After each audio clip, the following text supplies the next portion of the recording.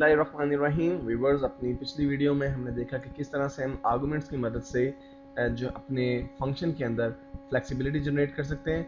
Viewers, अभी तक हमने जितना भी फंक्शन जनरेट किए हैं जस्ट सिंपली वो कुछ टेक्स्ट को जो है वो हमें एको करवा रहे थे, डिस्प्ले करवा रहे थे।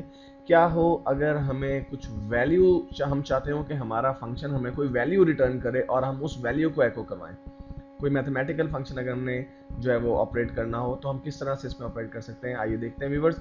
इस वक्त मेरे पास मैंने न्यू वर्क एरिया जनरेट किया HTML फाइल का और मैंने इसका जो टाइटल रखा है रिटर्न अ वैल्यू। बेसिकली इस वीडियो में हम देखेंगे कि हम PHP के फंक्शंस की मदद से वैल्यूज़ किस तरह से रिटर्न कर सकते हैं। व्यूवर्स, मैं एक नया PHP वर्क एरिया जनरेट करता हूँ जिसमें मैं PHP कोड इंसर्ट करूँगा और फिर यहाँ पर व्यूवर्स मैं एक फंक्शन इंसर्ट करता हूँ और वो function basically simple mathematical function जो है वो ऑपरेट करेगा। हमें वो सिंपली ये बताएगा कि हम अगर मैथमेटिकल फंक्शन ऑपरेट करना चाहें तो हम किस तरह से कर सकते हैं। मैं सबसे पहले इस फंक्शन का नाम डिक्लेयर करूंगा, इसलिए मैंने फंक्शन स्पेस ऐड। बेसिकली ये फंक्शन जो है हमारा एडिशन का फंक्शन जो है वो परफॉर्म करेगा, दो वैल्यूज़ को जमा करके हमें डिस्प्ले करवाएगा।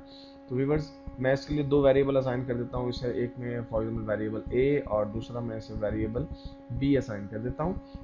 उसके बाद मुझे यहाँ पर इसकी जो है वो स्टेटमेंट देनी है।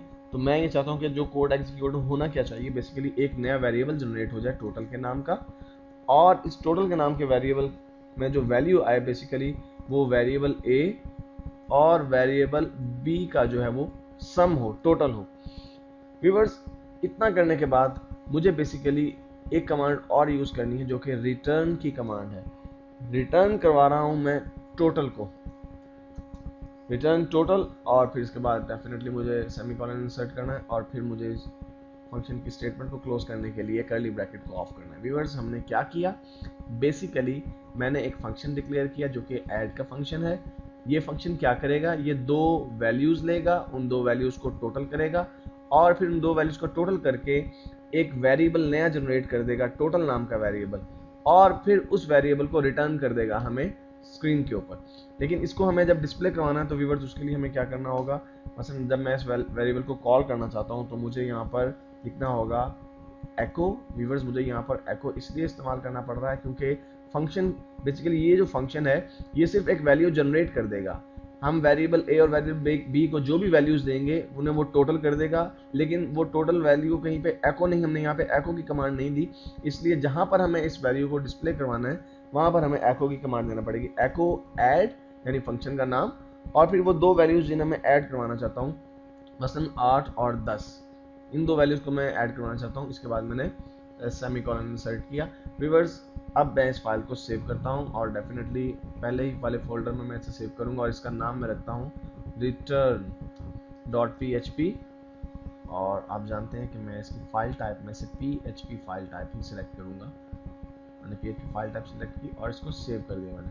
अब व्यूअर्स, सेव करने के बाद मैं ब्राउज़र में इस फाइल को ओपन करता हूँ, http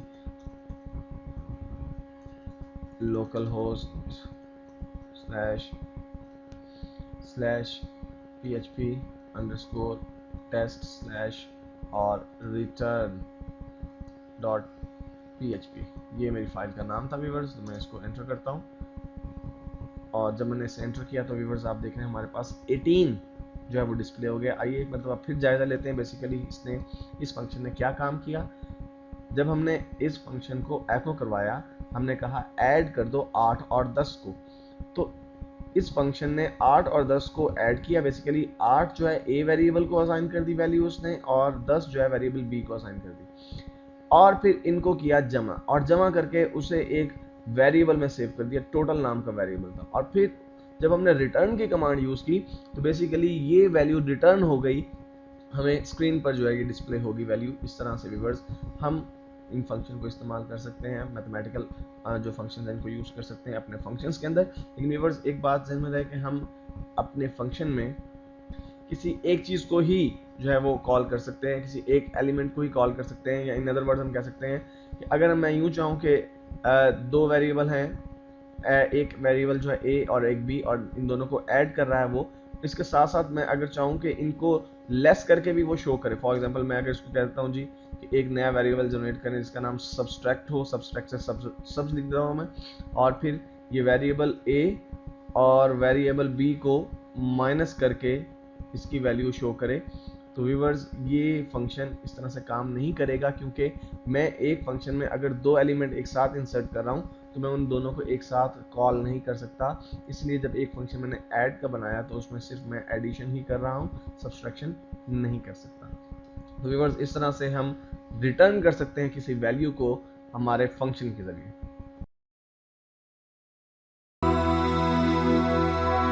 बिस्मिल्लाहिर्रहमानिर्रहीम। व्यूवर्स, अपनी पिछली वीडियो में हम देख चुके हैं कि हम किस तरह से अपने फंक्शन से कोई वैल्यू रिटर्न करवा सकते हैं। व्यूवर्स, फंक्शन के चैप्टर को क्लोज करने से पहले लास्ट बात जो मैं आप लोगों के साथ शेयर करना चाहता हूँ वो ये है कि आप फंक्शंस को कुछ डिफ़ॉल्ट वैल्यूज़ भी असाइन कर सकते हैं, और ज़्यादा बेहतर यही होता है कि आप अपने फंक्शन को कोई ना कोई डिफ़ॉल्ट वैल्यू असाइन करें।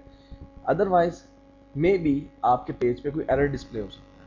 इस चीज़ को ज़्यादा बेहतर तौर पर समझने के लिए व्यूवर्स आइए मैं एक नया पेज क्रिएट करता हूँ। यहाँ पे आपके सामने स्क्रीन पे एक नया HTML जो है वो वर्क एरिया जनरेट किया जा चुका है, और मैं यहाँ पे एक नया PHP ब्लॉक इंसर्ट करता हूँ जहाँ पे मैं PHP कोड इंसर्ट करूँगा। व्यूवर्स, मैं एक नया फंक्शन जो है वो डिफाइन करने लगा हूँ, और इस फंक्शन का नाम मैं रखूँगा पेंट। बेसिकली ये एक छोटा सा फंक्शन है जो कि हमारे एक इमेजिनरी कमरे को जो है वो एक कलर देगा। तो जो भी कलर हम उसे डिफाइन करेंगे। तो पेंट जो है मैं इसका नाम रखता हूँ, और यहाँ पर इसके आर्गुमेंट्स में से मैं पहला जो एक ही आर्गुमेंट सेलेक्ट करता हूँ, और वो है कलर। मैंने एक वेरिएबल इंसर्ट कर दिया यहाँ पे। और व्यूअर्स, इसके बाद मुझे करना क्या है, मैं चाहता हूँ जब ये फंक्शन कॉल किया जाए तो एको हो जाए, क्या एको हो जाए, the colour of the room is. और व्यूअर्स, आगे बेसिकली हम चाहते हैं कि जो भी कलर हम सिलेक्ट करें वो हमारे कमरे का कलर हो जाए। तो इसके लिए जैसा कि आप जानते हैं कि मुझे यहाँ पे इस आर्गुमेंट को दोबारा यूज़ करना पड़ेगा, यानी जो कलर नाम का वेरिएबल है वो दोबारा इंसर्ट करना पड़ेगा। और व्यूअर्स, ये हमारा फंक्शन जो है वो कंप्लीट हो गया। व्यूअर्स, आप जानते हैं कि अब जब हम इस फंक्शन को कॉल करेंगे तो जो भी कलर हम डिफाइन करेंगे वो कलर जो है वो कॉल किया जा सकता है। हमारे कमरे का कलर वही हो जाएगा जो कि हम डिफाइन करेंगे। मिसाल के तौर पर मैं इस फंक्शन को कॉल करता हूँ पेंट, और मैं आर्गुमेंट की वैल्यू रख देता हूँ ब्लू। तो अब हमारे कमरे का कलर आप जानते हैं कि ब्लू जो है वो हो जाएगा। मैं इसको फाइल को सेव करता हूँ PHP फाइल टाइप के तौर पे, और इसका नाम रखता हूँ default डॉट PHP। और डेफिनेटली पेज टाइप में से मुझे PHP फाइल टाइप को सिलेक्ट करना, मैं सेव करता हूँ इसे।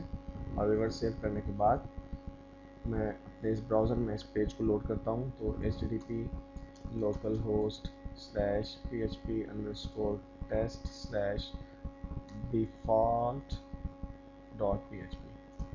और जब मैं इस पेज को लोड करता हूँ, और व्यूवर्स देखिए कि the colour of the room is blue, हमारे कमरे का कलर उसने ब्लू कर दिया। लेकिन व्यूवर्स, अगर हम इस फंक्शन को कॉल करते हुए यहाँ पर ये वेरिएबल ना दें, ये जो हमने इंसर्ट किया टेक्स्ट इंसर्ट ना करें, सिंपल हम इस फंक्शन को कॉल करें, मैं इसे सेव करता हूँ और सेव करके इस पेज को रिफ्रेश करता हूँ दोबारा से। तो व्यूवर्स, आप देख रहे हैं the colour of the room is empty, यहाँ पे हमें कोई कलर नज़र नहीं आ रहा। अगर आप चाहें कि एक डिफ़ॉल्ट कलर असाइन कर दें कि अगर कोई भी कलर ना दिया जाए तो वो कलर बाय डिफ़ॉल्ट जो है वो हमारे रूम को पेंट हो जाना चाहिए, तो उसके लिए हमें क्या करना होगा व्यूवर्स, सिंपली जब यहाँ पे आप पेंट का वेरिएबल डिफाइन कर रहे हैं कि पेंट, और साथ आप आर्गुमेंट दे रहे हैं, तो इस आर्गुमेंट के अंदर ही बेसिकली आप जो है वो इज इक्वल टू करके आप जो कलर देना चाहते हैं, मसलन रेड अगर देना चाहते हो तो रेड लिख दीजिए। व्यूअर्स, ऐसा करने से होगा ये कि अगर आप जब इस फंक्शन को कॉल करेंगे और कॉल करते वक्त आर्गुमेंट कोई भी इंसर्ट नहीं करेंगे तो बाय डिफ़ॉल्ट जो सेटिंग आपने की होगी, जो कलर आपने यहाँ पे लिखा होगा, वो बाय डिफ़ॉल्ट जो है आपके कलर जो है वो सिलेक्ट हो जाएगा। मैं इसको F5 से रिफ्रेश करके देखता हूँ। देखिए viewers, the colour of the room is red. अब व्यूअर्स, अगर आप अपनी मर्जी का कलर करना चाहते हैं तो आप अपनी मर्जी का कलर डेफिनेटली करेंगे। जो भी कलर आप यहाँ पे इंसर्ट करेंगे, फॉर एग्जांपल ग्रीन आप कलर करना चाहते हैं तो आप यहाँ पे ग्रीन लिख दीजिए। जब आप यहाँ पर आर्गुमेंट कॉल करेंगे तो वो डिफ़ॉल्ट वैल्यू को इग्नोर कर देगा और वो वैल्यू शो करेगा जो कि आपने सिलेक्ट की है। लेकिन अगर यहाँ पे आप कोई भी वैल्यू इंसर्ट नहीं करेंगे, आर्गुमेंट नहीं लिखेंगे, तो जो डिफ़ॉल्ट वैल्यू आपने इंसर्ट की होगी वो उसे वहाँ से पिक करके आपके पेज पे डिस्प्ले कर देगा।